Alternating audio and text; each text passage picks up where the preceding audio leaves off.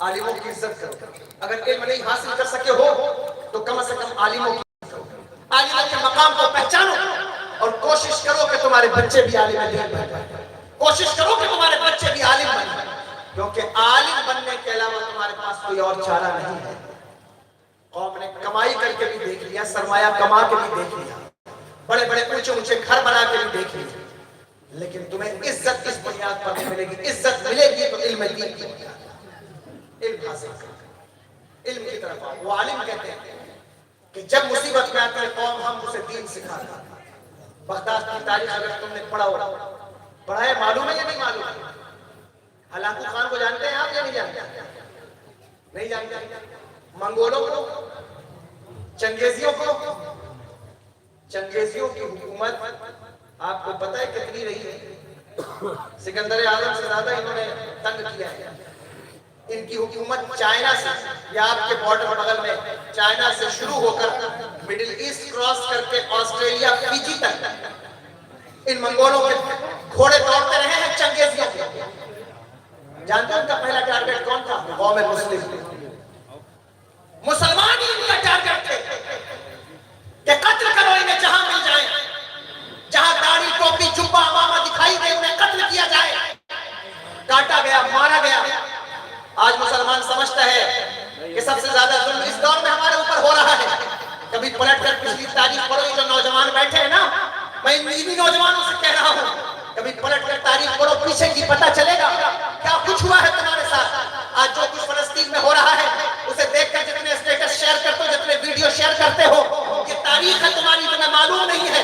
تمہیں لگتا ہے صرف اسی دور میں یہ ہو رہا ہے. پلٹ کر دیکھو تمہیں پتہ چلے گا ہر دور میں ہمارا خون ہی سب سے سستا خون رہا ہے جسے بہایا گیا ہے. منگولوں نے صرف بغداد کی تاریخ پڑھو, اتنا مارا ہے مسلمانوں کو. 1.5 لاکھ مسلمانوں کے سر کاٹے گئے اور کاٹ کر اس کے مینار بنائے گئے. اس پر بیٹھ کر وہ شراب پیتے تھے. دریائے دجلہ جو ہے وہ بغداد کا دریا 11 دنوں تک پانی کی جگہ خون میں لال ہو کر کے بہتا رہا. جب مسلمان چھپ کر ڈر کر تہخانوں میں گھس گئے تو اللہ اکبر کبیرہ, جانتے ہو تہخانوں میں چھپنے کے بعد دریائے دجلہ کا بند توڑ دیا گیا اور جو ہے وہ 1.5 لاکھ سے زیادہ لاشیں تہخانوں سے مسلمانوں کی بہہ کر باہر نکل آئی. جہاں جہاں مسلمان دکھتا تھا لوگ اسے مارتے تھے, جہاں جہاں مسلمان نظر آتا تھا اسے قتل کیا جاتا تھا. ٹوپی والوں کو مارو, داڑھی والوں کو مارا جائے, اور اتنا قتل کیا چنگیزیوں نے, منگولوں نے. لیکن اے بنگال میں رہنے والوں, میں تم سے ایک جملہ کہہ کے جا رہا ہوں, اللہ اکبر کبیرہ. پوری دنیا کہتی تھی کہ اب یہ قوم دوبارہ نہیں کھڑی ہو سکے گی, اب یہ قوم دوبارہ نہیں اٹھ سکے گی, اب یہ قوم دوبارہ سربلند نہیں ہو سکے گی, اب شاید دنیا میں کوئی اسے پہچان نہ سکے گا. لیکن اللہ کی عزت کی قسم, کچھ بات ہے کہ ہستی مٹتی نہیں ہماری, کچھ بات ہے کہ ہستی مٹتی نہیں ہماری. صدی ہو رہا ہے دشمن دورے جہاں ہمارا, صدی ہو رہا ہے سبحان اللہ, دورے جہاں ہمارا. سبحان اللہ. اللہ اکبر. یہ نہیں مٹی قوم کھڑی ہوگی. پتہ ہے کیوں کھڑی ہوئی؟ معلوم ہے کیوں کھڑی ہوئی؟ بس یہی بتانا چاہتا ہوں کیوں کھڑی ہوئی, کیوں ڈوبی تھی اور کیوں کھڑی ہوئی. ڈوبی اس لیے تھی کہ تاریخ بغداد پڑھو.